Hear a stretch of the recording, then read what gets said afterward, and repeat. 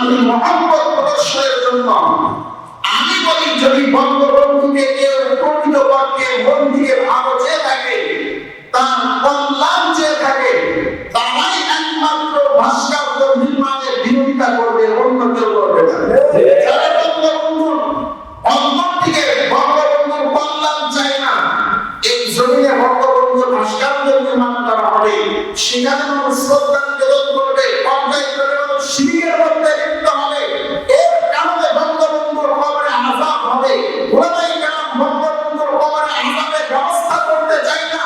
ওলামায়ে কেরাম বঙ্গবন্ধুর কবরে জান্নাতের বাগা, জান্নাতের বিছানা বিছানোর জন্য চেষ্টা করবে। ওলামায়ে কেরাম বঙ্গবন্ধুকে যদি কেউ মন দিয়ে ভালোবেসে থাকে, ওলামায়ে কেরাম বঙ্গবন্ধুর প্রকৃত আদর্শের সৈনিক। আজকে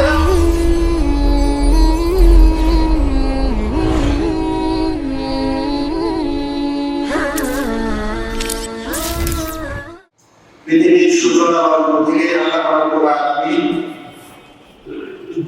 দুইটা জাতি বা দুইটা সাইড, দুইটা রাস্তা দুনিয়াতে পাঠিয়েছেন। একটা হলো নাম, একটা হলো মান, একটা হলো সত্য, একটা হলো মিথ্যা, একটা হলো ন্যায়, একটা হলো অন্যায়, একটা হলো হক, একটা হলো বাতিল, একটা অন্ধকার, একটা আলো। এই দুইটা রাস্তা দিয়েছেন পৃথিবীর শুরু থেকে। দোয়াও আল্লাহ পাক দুইটা দিয়েছেন। কয়টা? সকলে বলেন কয়টা? দুইটি দোয়া আল্লাহ পাক দিয়েছেন। আজকের দুনিয়াতে আসার পরে আমরা নিজেদের স্বার্থের কারণে হোক বা যে কোনো কারণেই হোক একাধিক দলে বিভক্ত হয়ে পড়েছি। অথচ কোরআন সুন্নাহর আলোকে দল হলো দুইটা। কয়টা? একটা হলো শয়তানের দল, একটা হলো নবীদের দল। একটা কোন দল? শয়তানের দল, আর একটা হলো নবীদের দল। এখন মানব রচিত যেই দলই আপনি করেন না কেন, এই দুই দলের যে কোনো এক দলে আপনাকে থাকতে হবে। যদি শয়তানের দলে থাকেন তাহলে নবীদের দলের দাবিদার হতে পারবেন না, আর যদি নবীদের দলে থাকেন শয়তানের দলের কোনো কর্মকাণ্ডকে সমর্থন করতে পারবেন না। ঠিক কিনা? দল দুইটা, মানব রচিত যত দল আপনি করেন, এই দুইটা দলের যে কোনো একটা আদর্শের উপরে আপনি আমি আছি। শয়তানি কর্মকাণ্ড, কুরআন সুন্নাহ বহির্ভূত কোনো কর্মকাণ্ড যদি আমি করি অথবা সমর্থন করি, বুঝতে হবে আমি নবীদের দলে নেই, আমি শয়তানের দলে আছি। আমার যদি কোরআন সুন্নাহ বহির্ভূত কোনো কাজ আমি সমর্থন না করি, নিচে পড়বো না, সমর্থন করবো না, বুঝতে হবে আমি শয়তানের দলে না, আমি নবীদের দলে আছি, নবীদের পক্ষে আছি। নবী আলাইহিস সালাতু ওয়াস সালামকে আল্লাহ রাব্বুল আলামিন যে দায়িত্ব দিয়ে দুনিয়ার জমিনে প্রেরণ করেছেন,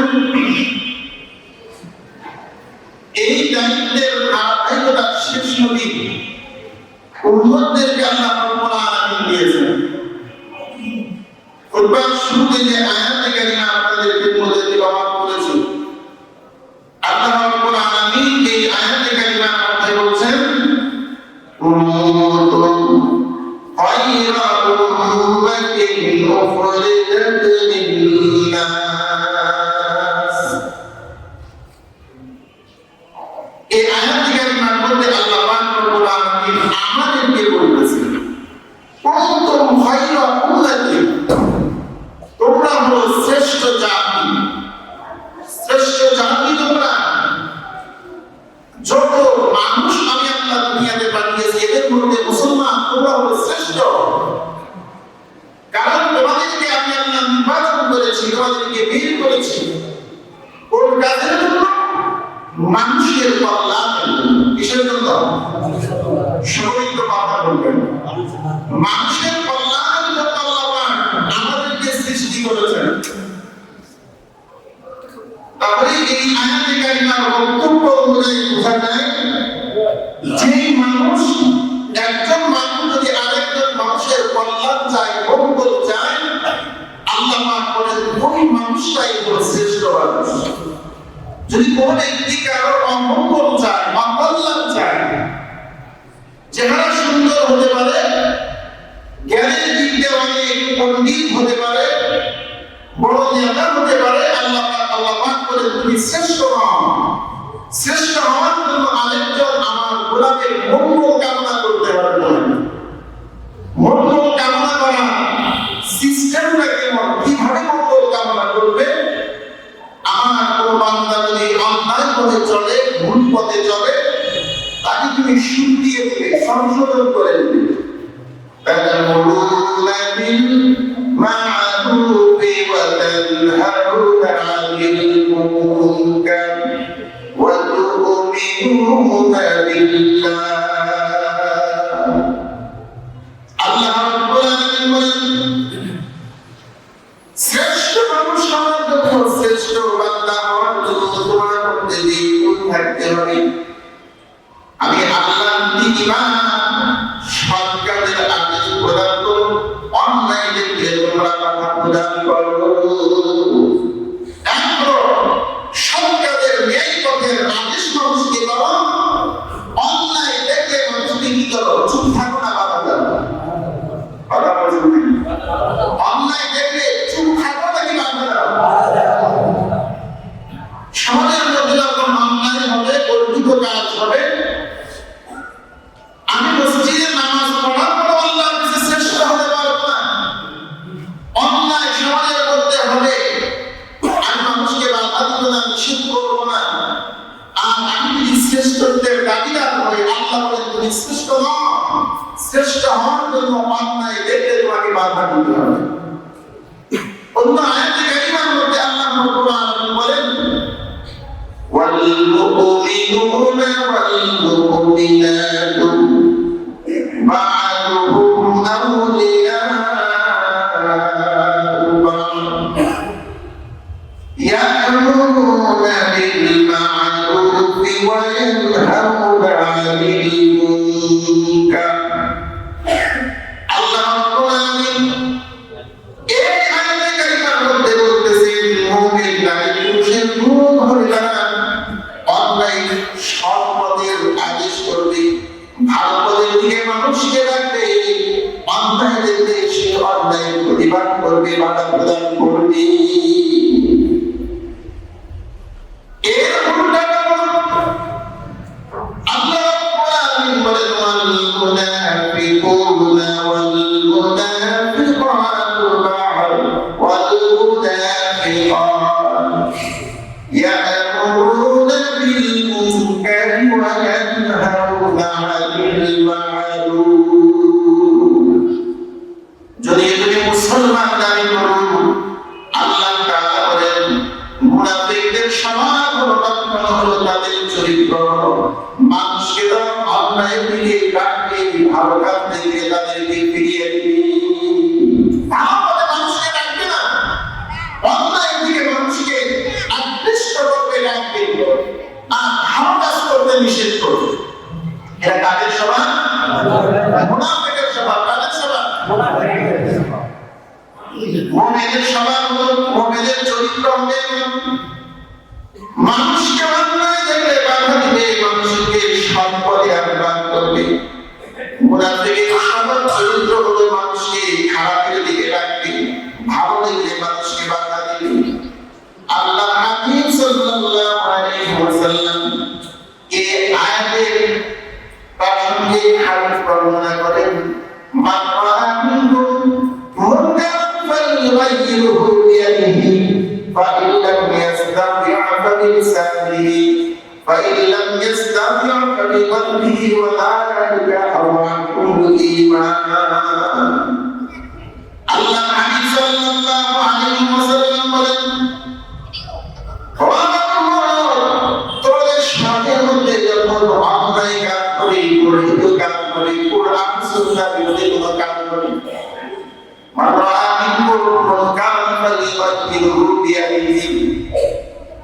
তোমার যদি শক্তি থাকে হাত দ্বারা প্রতিহত করো, হাত দ্বারা প্রতিহত করা সেই তৌফিক তোমার না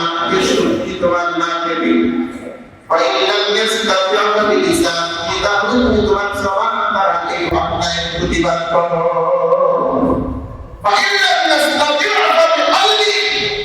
যদি জবান দিয়ে প্রতিবাদ করার ক্ষমতা হারিয়ে ফেলো না, থেকে সুযোগ না পাও, অন্তত অন্যায়কে অন্তর থেকে ঘৃণা করো, সেটাকে সমর্থন করো না। এটা হলো ইমানদারের সর্বনিম্ন স্তরের একটা কথা। অন্য হাদিসে আল্লাহ রাসূল বলেন, ওয়াল্লাযী নাফসি বিয়াদিহি লাতা'মুরুন্না বিল মা'রুফ ওয়া লা তানহাউনা আনিল মুনকার আও লা ইউশিকান্না আল্লাহ আইয়াবআসাল্লাহু আযাবান মিন ইনদিহি। আল্লাহ রাসূল বলেন, যে সন্তান হতে আমার প্রাণ, ওই সন্তান কসম করে বলি, যদি তোমরা সৎ কাজের আদেশ না দাও, অন্যায় থেকে মানুষকে বাধা প্রদান না করো, এবং একটি সময় তোমাদের সামনে আসবে আল্লাহ তাআলার পক্ষ থেকে তোমাদের উপর আযাব নাযিল হবে। অন্যায়কারীদের বাধা দিবে না, আল্লাহর পক্ষ থেকে হঠাৎ করে তোমাদের উপর আযাব নাযিল হয়ে যাবে। তোমরা আল্লাহর কাছে দোয়া করবে, আল্লাহ তাআলা তোমাদের দোয়া আর কবুল করবে না। তাহলে অন্যায় দেখলে প্রতিবাদ করা, বাধা দেওয়ার দরকার আছে না নাই? আছে। আমাদের বলেন আছে না? আছে। ইমানদারের একটা গুণ, মানুষকে ভালো দিকে রাখবে, অন্যায় দেখলে কি করবে? বাধা দিবে। এটা হলো মুমিনদের গুণ, ইমানদারদের গুণ। নবীর এই দায়িত্ব ছিল, নবীর এই গুণ ছিল, এই চরিত্র ছিল। সমাজের মধ্যে যখন অন্যায় হয়েছে, নবী রাসূলগণ এই অন্যায়ের প্রতিবাদ করেছেন, মানুষকে আল্লাহর দিকে আহ্বান করেছেন। যত নবী আলাইহিস সালাতু ওয়াস সালামকে আল্লাহ রাব্বুল আলামিন এই ধরার জমিনে প্রেরণ করেছেন, সমস্ত নবীদের একই চরিত্র ছিল, একই গুণ ছিল, মানুষকে অন্যায় থেকে ফিরিয়ে আনা আর মানুষকে ভালো ভালো কাজের উপদেশ প্রদান করা। আল্লাহ তাআলা বলেন, ইয়া আইয়ুহাল্লাযীনা আমানু কু আনফুসাকুম ওয়া আহলিকুম নার। ইমানদার, হে ইমানদার বান্দারা, তোমাদের দায়িত্ব হলো জাহান্নামের আগুন থেকে নিজে বাঁচাও, তোমার অধীনস্থদেরকে জাহান্নামের আযাব থেকে বাঁচাও। আগে তুমি নিজে বাঁচাও, এরপরে তোমার পাশের মানুষদেরকে জাহান্নাম থেকে বাঁচাও। নবীদের দায়িত্ব ছিল এটাই। নবী আলাইহিস সালাতু ওয়াস সালাম মানুষকে জাহান্নাম থেকে বাঁচানোর চেষ্টা করেছেন। মানুষ জাহান্নামের দিকে দৌড় দিতেছে, আর নবী রাসূলগণ তাদেরকে বুঝিয়েছেন, বারবার ফিরানোর চেষ্টা করেছেন, বারবার তাদেরকে জাহান্নামের পথ থেকে ফিরানোর চেষ্টা করেছেন। যখন তাদেরকে বলা হতো, আল্লাহ রাব্বুল আলামিন বলেন, ওয়া আরসালনা ফি ক্বরিয়াতিন মিন নাযীরিন ইল্লা ক্বালা মুতরাফুহা ইন্না বিমা উরসিলতু বিহি কাফিরুন।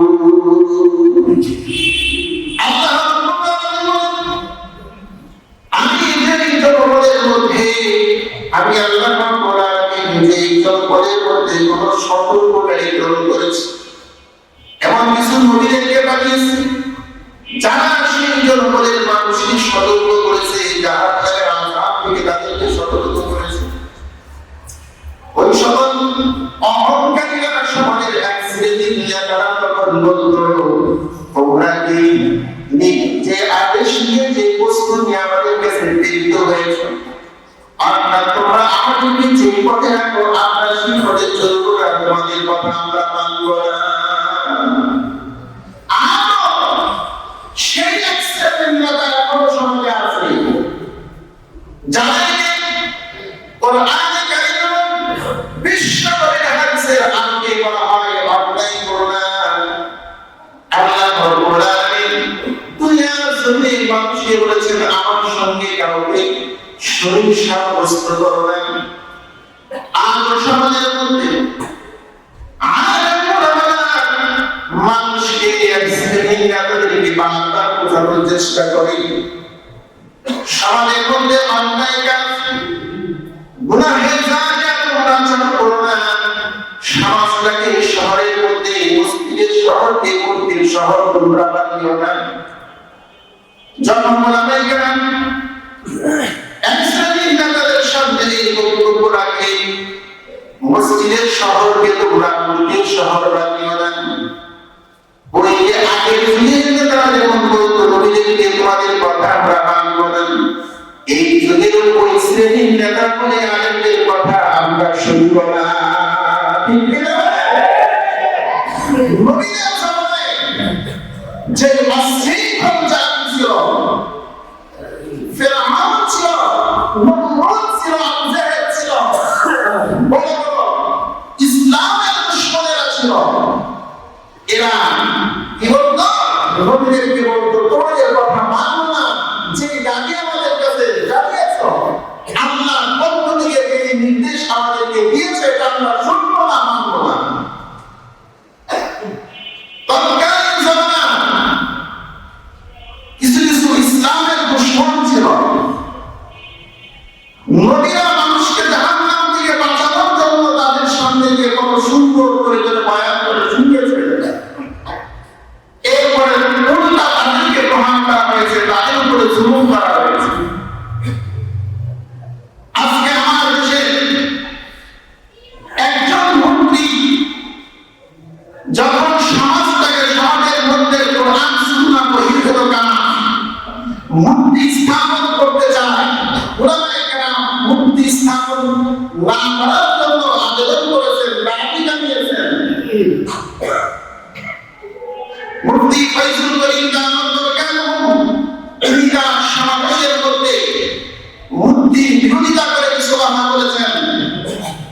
তৎকালীন জামানায় আবু জাহেল, ফিরআউন, নমরুদ যে অবস্থান নিয়ে নবীদের বিরোধিতা করেছিল, এই জামানায় যেমন নওফল নামক একজন মন্ত্রী, সে ইসলামের কথা তো শুনলই না, বরঞ্চ বলতেছে জানা এই মূর্তি স্থাপনের বিরোধিতা করে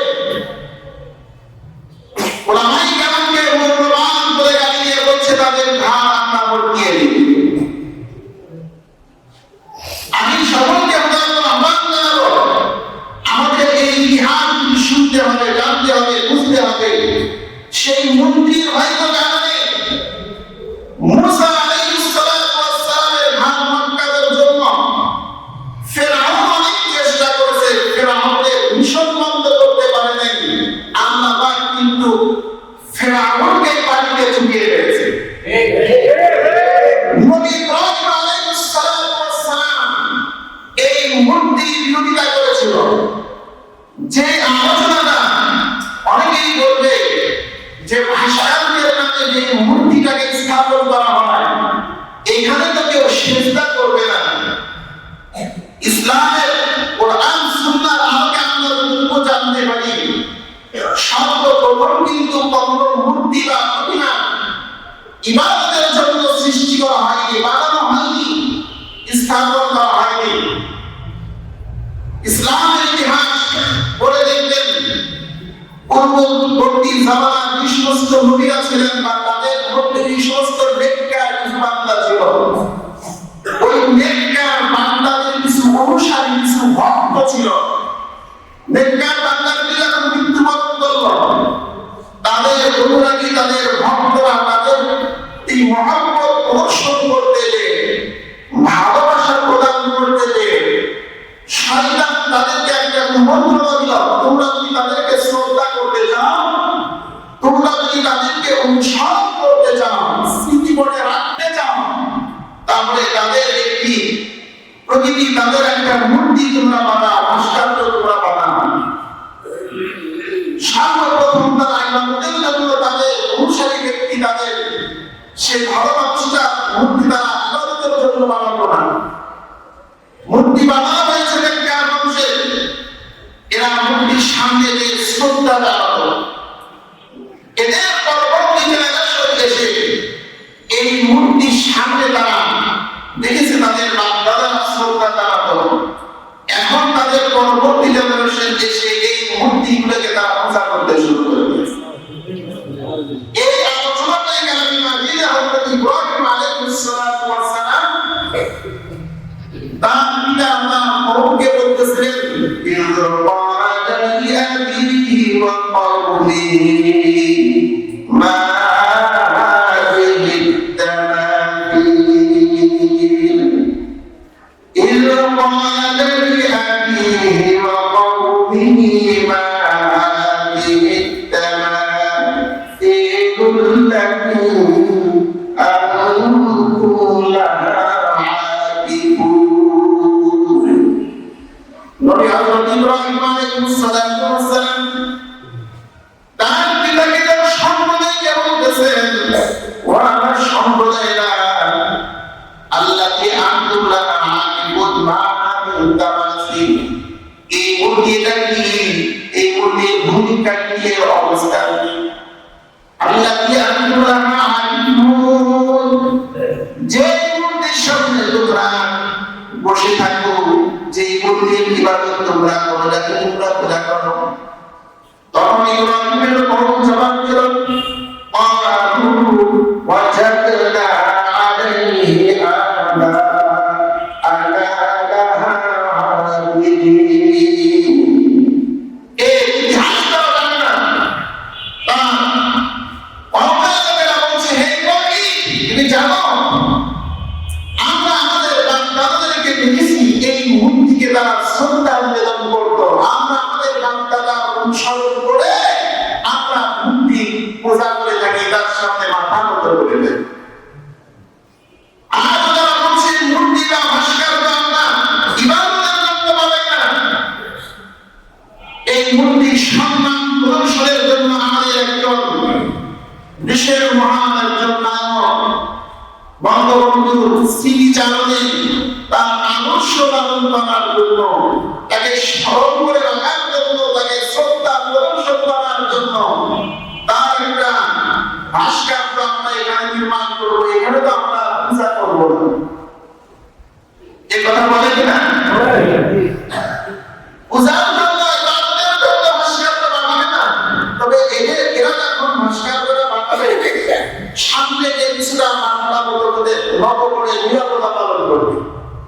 এদের পরবর্তী জেনারেশন এই বঙ্গবন্ধুর ভাস্কর্যের সামনে এসে তারা পূজা করতে শুরু করবে, সেজদা দিতে শুরু করবে। ঠিক কিনা?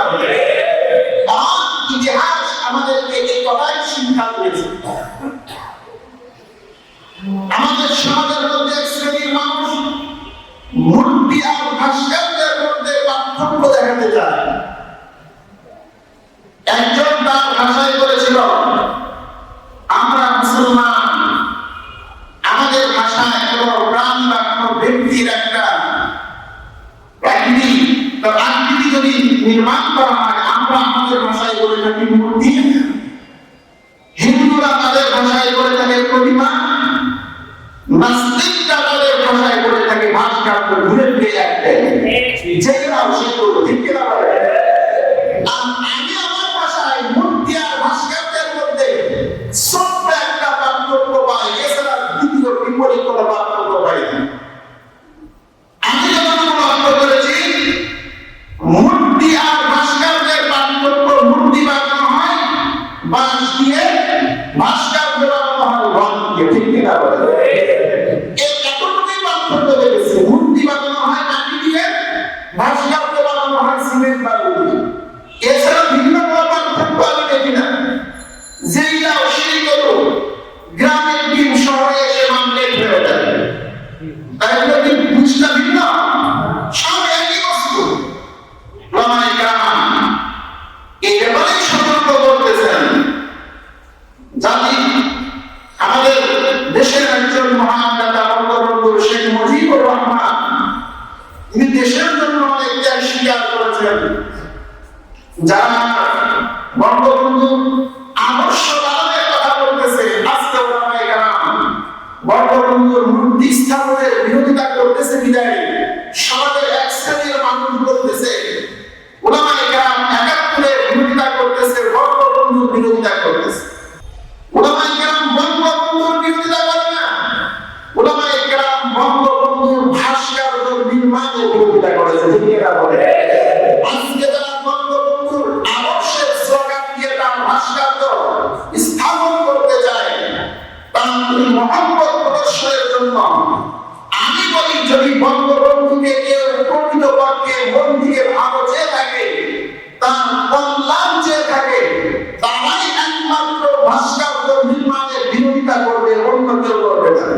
যারা বঙ্গবন্ধুর অন্তর থেকে বঙ্গবন্ধুর কল্যাণ চায় না, এই জমিনে বঙ্গবন্ধুর ভাস্কর্য নির্মাণ করা হবে, সেখানে মানুষ শ্রদ্ধা নিবেদন করবে, পঞ্চায়েত মানুষ শিবিরের মধ্যে লিপ্ত হবে, এর কারণে বঙ্গবন্ধুর কবরে আযাব হবে।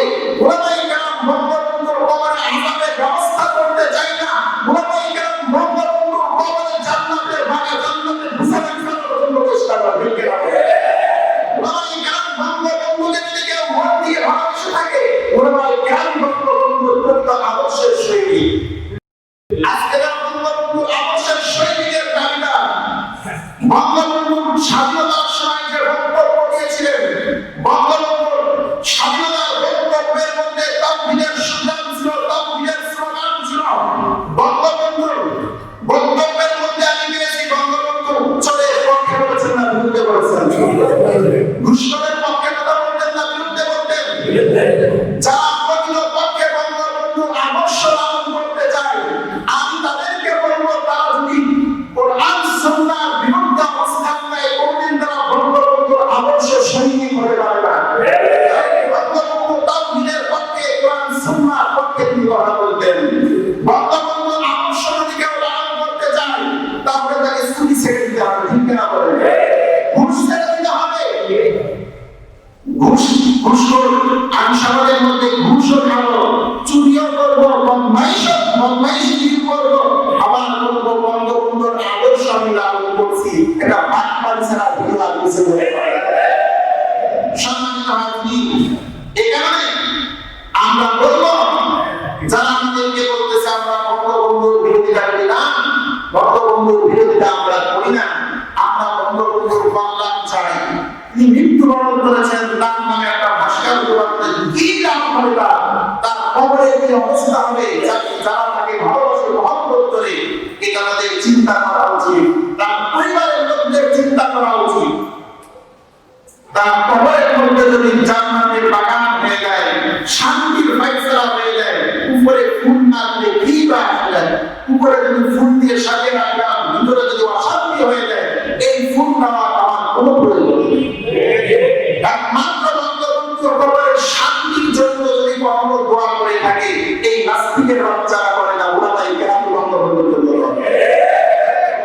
আমার হযরত ইব্রাহিম আলাইহিস সালাতু ওয়াস সালাম তার জাতির সামনে বললেন, হযরত ইব্রাহিম বললেন, ও আমার জাতি, তোমরা নিজেরা প্রশ্নের মধ্যে রয়েছো, কারণ তোমরা যে বস্তু নির্মাণ করেছো, যে বস্তু ইবাদত করেছো, এটা তো তোমাদের ইবাদতের উপযুক্ত কোনো বস্তু না। হযরত ইব্রাহিম আলাইহিস সালাতু ওয়াস সালাম তার জাতি এমন একটা ক্রান্তি ভাবতে তার জাতির সামনে ছিলেন।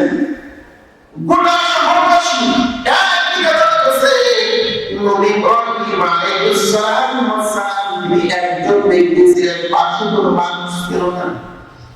এমন সময় আমার পিতা আল্লাহ তাআলা তাকে আমাদের পিতা ঘোষণা করে দিয়েছেন,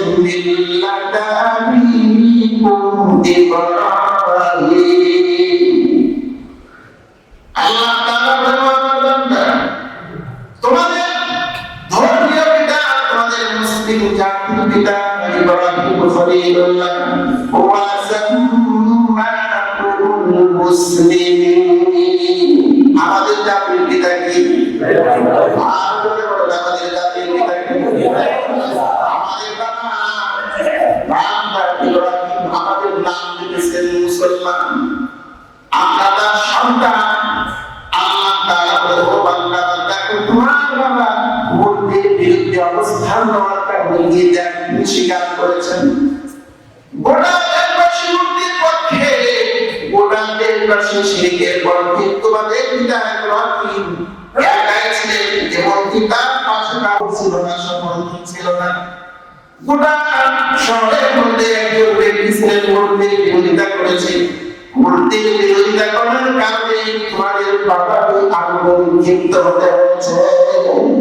এরপরেও কি ইব্রাহিম মূর্তির সামনে মাথা নত করেছেন? মূর্তির কথা বলেছেন? ইব্রাহিমের মানুষের সন্তানেরা কোনো ভাস্কর্যের নামে মূর্তির পক্ষে স্লোগান দিতে পারে না, ঠিক না বলে? ইব্রাহিমের মানুষের সন্তান যারা হবে তারা যদি ফাঁসির কাস্টে ঝুলতে হয়, এরপরও তারা ভাস্কর্যের নামে মূর্তির বিরুদ্ধারি করে যাবে, ঠিক না বলে? ইব্রাহিমের সন্তানেরা মূর্তির পক্ষে কথা বলতে পারে না। যারা মূর্তির পক্ষে কথা বলে এরা কোনোদিন মুসলমান হতে পারে না।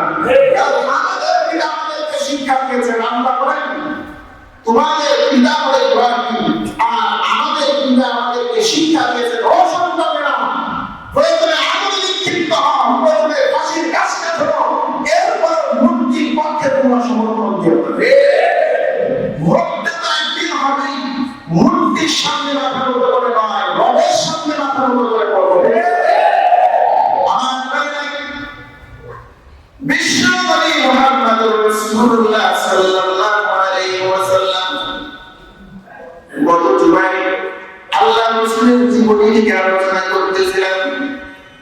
নবী আলাইহিস সালাতু ওয়াসালাম ফাতহে মক্কার সময় আমার নবী যখন মক্কা যখন বাইতুল্লাহ নগরীতে মক্কা নগরীতে প্রবেশ করলেন, আল্লাহ হাবিব সাল্লাল্লাহু আলাইহি ওয়াসাল্লাম মক্কা শহরের মধ্যে যখন প্রবেশ করেছেন, অন্তরের মধ্যে আনন্দ, এরপর আমার মাথাটা কেমন জানি নত হয়ে যায়।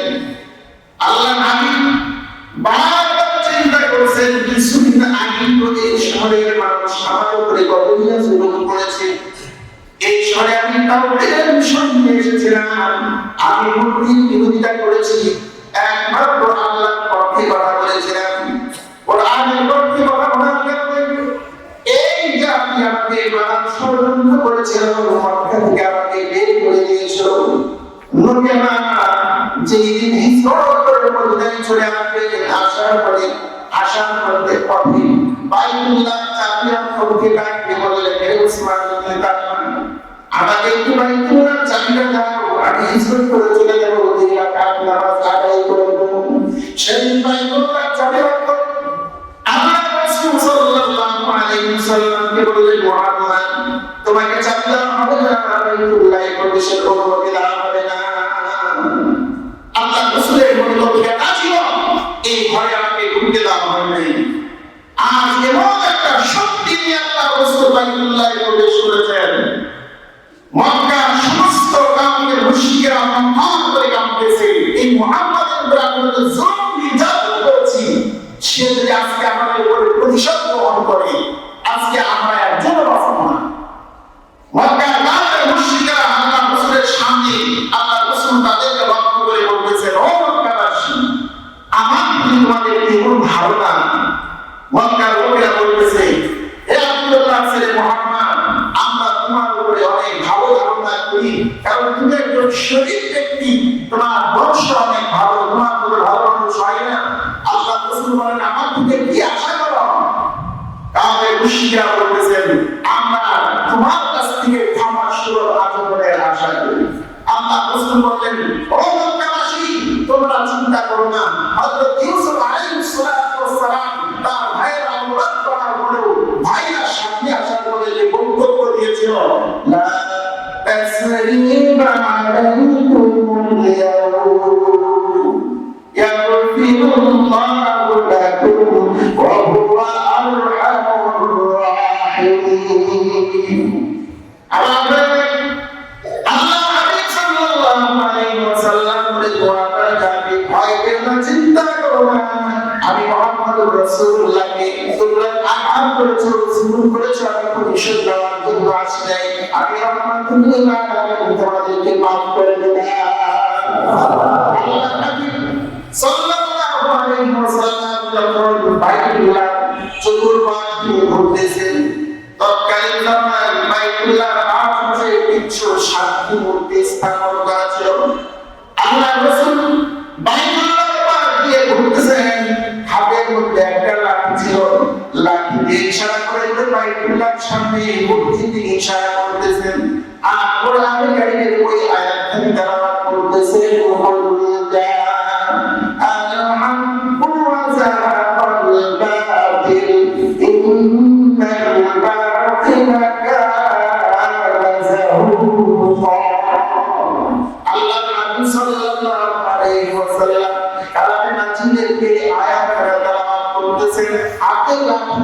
একটা মূর্তি ভেঙে ভেঙে আল্লাহ রাসূল বুঝিয়ে দিয়েছে আমাদের নবীদের আসল মূর্তি ভাস্করদের পক্ষে দাবি করা আল্লাহ রাসূল মক্কা বিজয় করার পরে সর্বপ্রথম যে কাজ করেছেন তিনি বাইতুল্লাহর সামনে থেকে মূর্তি ভেঙে গুড়িয়ে দিয়েছে আল্লাহ রাসূলের দায়িত্ব ছিল আল্লাহ রাসূলের আগমন ছিল মূর্তি স্থাপনের পক্ষে নাকি মূর্তি ভাঙার পক্ষে স্থাপনের পক্ষে নাকি মূর্তি ভাঙার পক্ষে নবীদেরকে আল্লাহ তাআলা দুনিয়াতে পাঠিয়েছেন মূর্তিকে জমিন থেকে বিলীন করে দেওয়ার জন্য মূর্তি ভেঙে গুড়িয়ে দেওয়ার জন্য মূর্তি স্থাপনের জন্য আল্লাহ কোন নবীকে পাঠান না আমরা সেগুলোকে উন্নতিও করব না বলেন যদি আমরা আখিরি জামানার নবীর উম্মত হয়ে থাকি আমার বাবা মূর্তির পক্ষে ছিলেন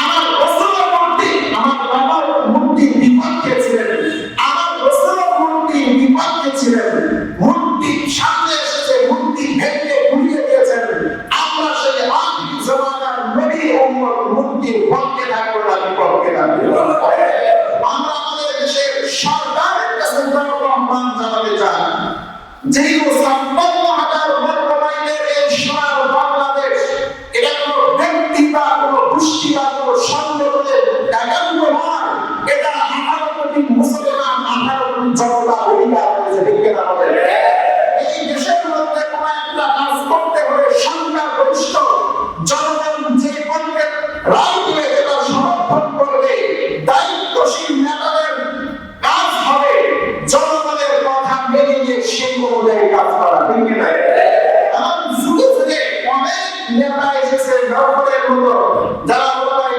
ঘাড় মুটকে দিতে চায় নূহ ফিরআউন তো ৪০০ বছরের ক্ষমতা পেয়েছিল এরপরে মুসা ঘাড় মুটকাতে পারে না নিজেই মুটকে গেছে আর ওই ফিরআউন আর ওই আন্দোলন প্রতিষ্ঠা করেন ওলামায়ে কেরামের ঘাড় মুটকাতে যাও ১৭ কোটি ১৮ কোটি মানুষের মধ্যে মেজরিটি পার্সেন্ট মুসলমান ওলামায়ে কেরামের পক্ষে ঘাড় মুটকাতে আসার আগে নিজের ঘাড়টা খোলা রাখতে পারবে কিনা চিন্তা করে দেখো সম্মানিত হাজরিন এজন্য আমরা দায়িত্বশীল লোকদেরকে বলবো আমরা বঙ্গবন্ধুর বিরুদ্ধে কোনো ব্যক্তি নয় আমরা বঙ্গবন্ধুর মঙ্গল চাই আল্লাহ পাক আমাদের এই মহান নেতার কবরের মধ্যে শান্তি ফয়সালা করে দেন বলেন আমিন এর জন্য আমাদের দায়িত্ব হবে এমন কোন কাজ তার নামের নাম করা যে কাজ করলে তার কবরে আগুন জ্বলে যায় এমন কিছু কাজ করেন যারা তাকে ভালোবাসেন